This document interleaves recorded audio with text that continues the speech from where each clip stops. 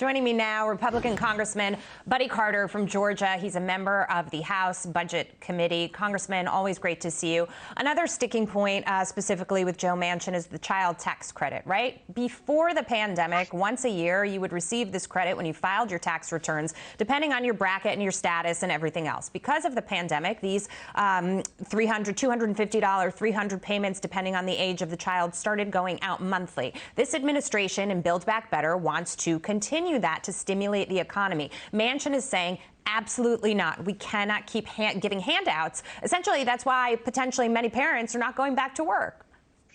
Absolutely. And this is the underlying point right here about the Build Back Broke plan. And that is, once you start these programs, it'll be impossible to get them stopped. I mean, Ronald Reagan said it himself. The closest thing you'll ever see to eternity on earth is a government program. And that's exactly what Joe Manchin understands and exactly what we have been trying to articulate, trying to get people to understand, is that, yes, you can cut these programs down from 10 years to 5 years or from 5 years to 1 year and get a better CBO score.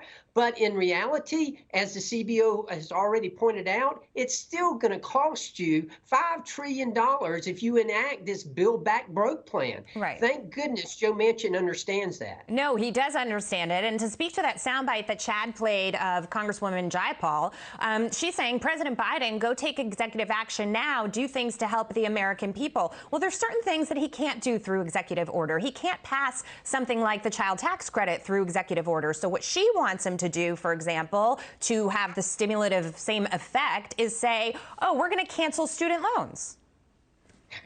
And that will have the same effect. And you know, that is the most absurd thing that I've ever heard. I mean, how fair is that to people like me, people like many of the viewers out there who struggled to pay their student loans and who finally got them paid off? Yeah. I mean, you know, and then it brings up the other question. Why is the federal government in the loan program anyway? Yeah. We ought to turn this over to the private sector and get out of the student loan program. I don't know how that ever evolved, but that's something that needs to be addressed. But to forgive student loans, that's the worst thing. And it's not surprising at all that Jayapal has come up with this idea. Well, no, it's not, actually. And also, you know, you think about other Americans who are struggling with other debt-related issues. You know, all of a sudden people could turn around and say, well, why aren't you paying off part of my mortgage? Why aren't you helping me do X, Y, or Z, or helping me reduce my credit card debt? I mean, it starts such a slippery slope, essentially.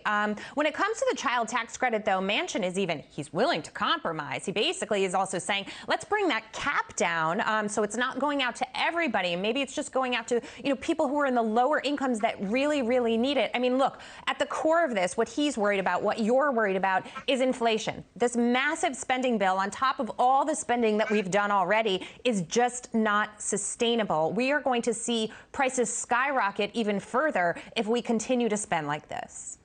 No question about it. And Joe Biden wants to say this is transitory. This inflation is not transitory. It's almost 7% last month. And you think about it, 7% increase in inflation, that's nothing more than a tax. And in the Build Back Broke plan, they want to increase your taxes by 30%. People cannot absorb this. This is simply unsustainable. We've got to stop this madness. There's way too much money being sent out right now. We need to stop this. We need to incentivize workers. We need to get people back to work and incentivize them to get back to work instead of just sending them a check and allowing them to sit back and just get a check without working at all. Yeah, and there are a lot of people out there who would argue that this pandemic became a political football just to extend all of these spending programs and essentially handouts across the board. People like it, and when they get stuff, they don't want to go back to work.